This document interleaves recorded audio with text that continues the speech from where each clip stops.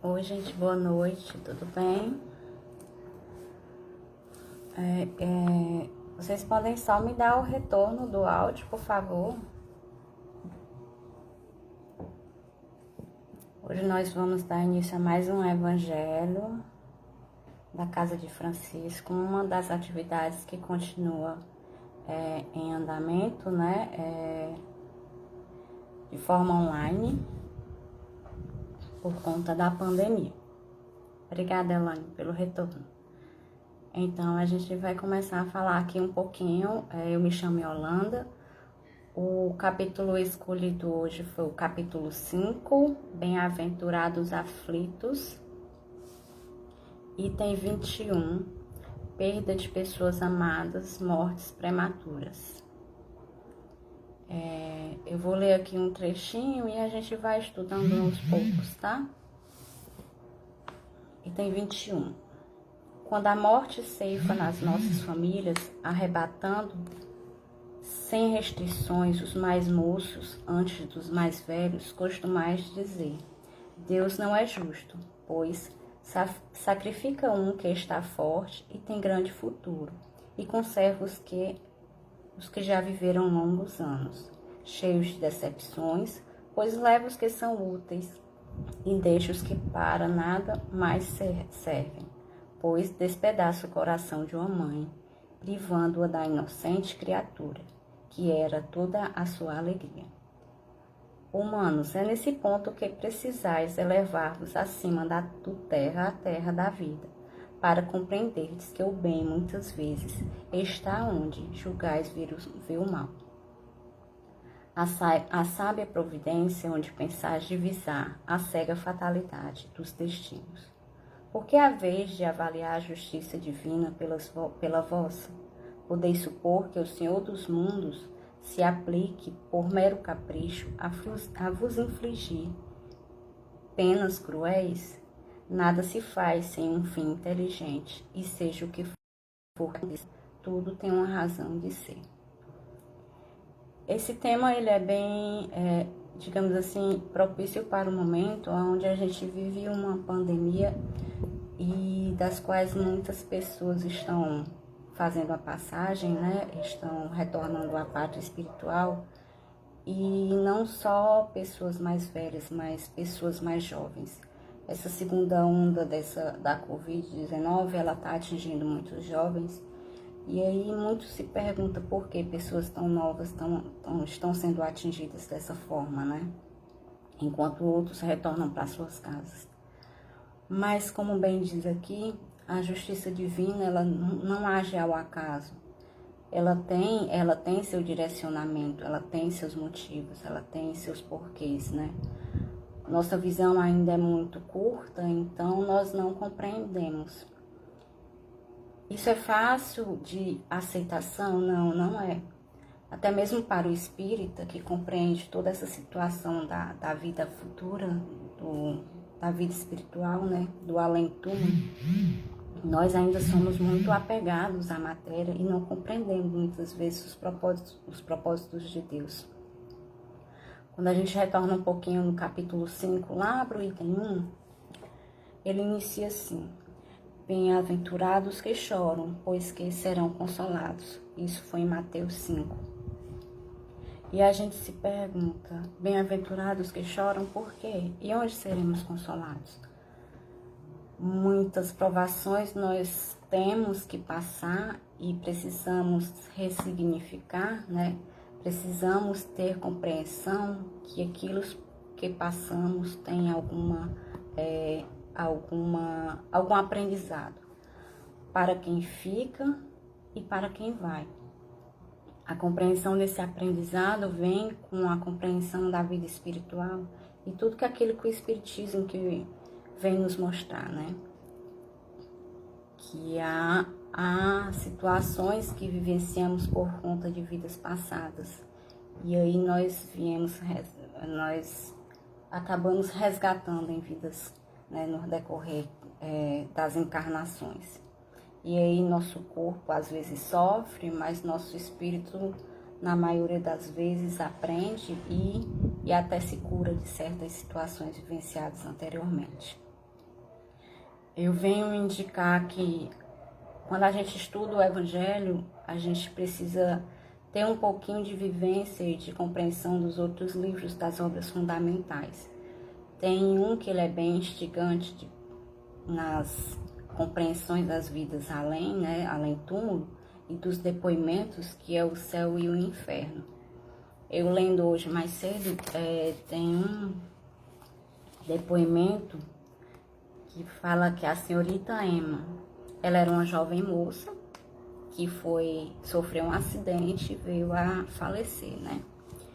E aí se questiona muito a situação, que ela era muito nova e tudo mais.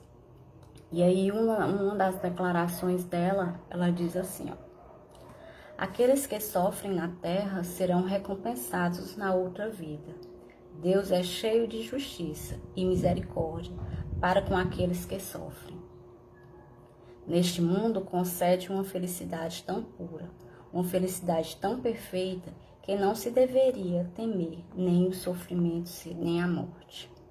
Se fora possível, as pobres criaturas humanas sondar os misteriosos desígnios do nosso Criador.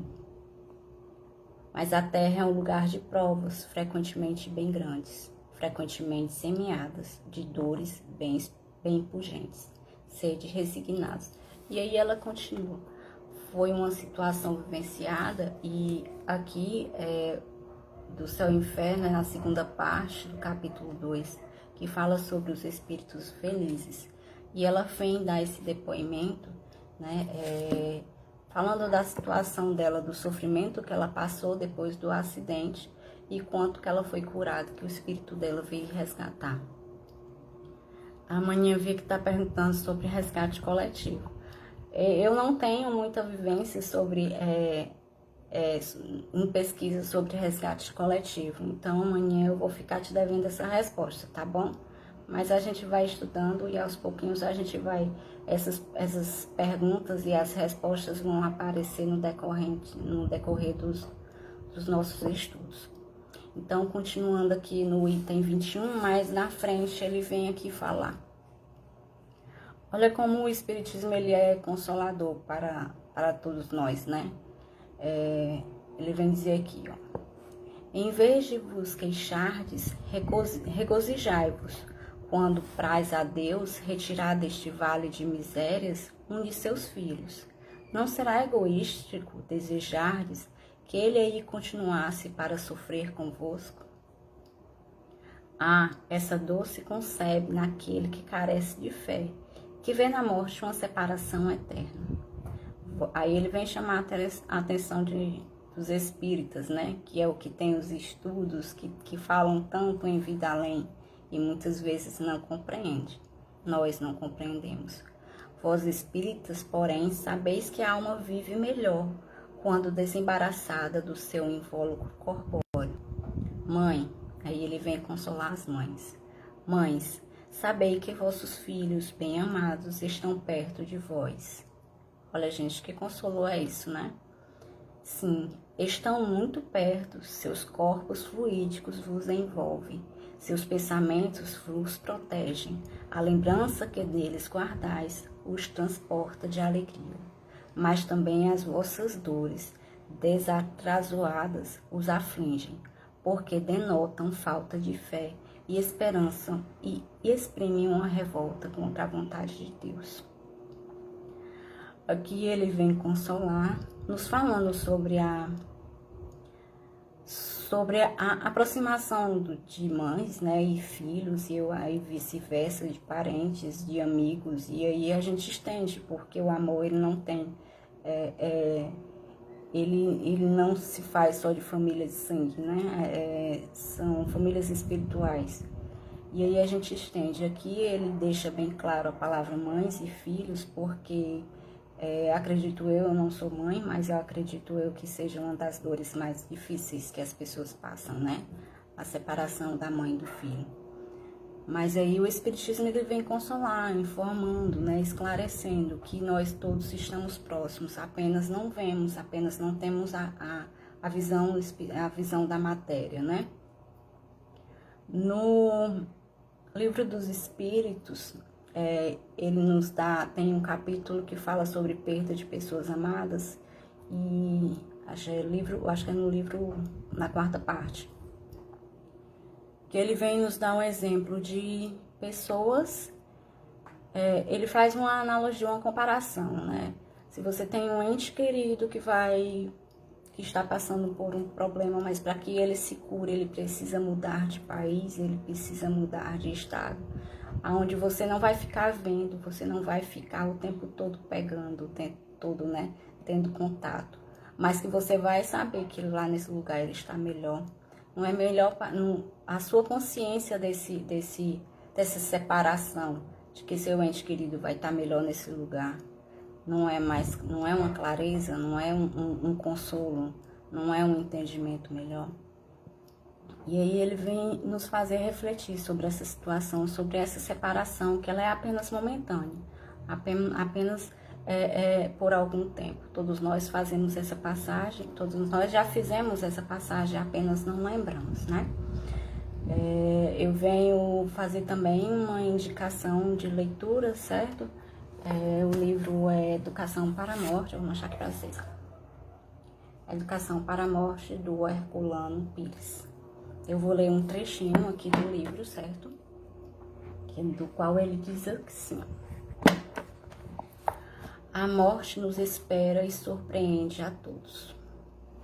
Mas quando aprendemos que a morte não é a estação final da vida, e sim um ponto de baldeação para outros destinos, reconhecemos a necessidade das fases de transição que nos fazem conhecer o avesso do mundo. É nessas fases que a rotina das civilizações se quebra, se despedaça, para que o fluxo da evolução possa prosseguir nas civilizações subsequentes. Nós aprendemos que nós vivemos, espíritos vivendo em corpos, né? Em matéria. Que essa vida é apenas uma de tantas outras que vivemos e tantas outras que vamos viver. Passamos por dificuldades e que muitas vezes a separação nos é dolorida, mas ela não se dá ao acaso, se dá por uma necessidade até mesmo de algumas pessoas de evolução, para que possa aprender com as dificuldades da matéria, né? Com os sofrimentos, com as doenças, com os desencarnes prematuros.